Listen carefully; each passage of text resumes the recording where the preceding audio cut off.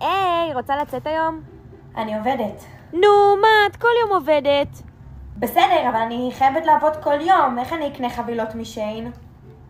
הלו, מה את עושה? כלום, לא עושה כלום. רוצה שנצא? נו, את גרה רחוק, אין לי כוח. נו, תבואי באוטובוס. בסדר, אבל את יודעת שאני לא יודעת לנהוג. אז עם ההורים שלך או תחפץ. עזבי, אני עייפה, עזבי. מאפנה ביי. תרגי. היי, מה קורה? איוש, רוצה לצאת איתי? לא, אני לא יכולה, ההורים שלי לא מסכימים לי. מה? אבל לפני חודש יצאנו פעם אחרונה. כן, אבל יצאתי חודש שעבר, אז עד חודש הבא אני לא יכולה לצאת, הם לא יסכימו לי.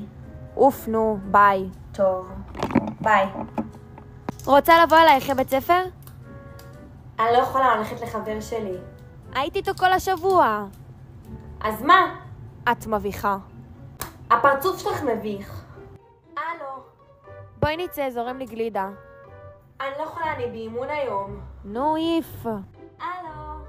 היי, שאני רוצה לצאת איתי. כן, יאללה. באמת? את זורמת?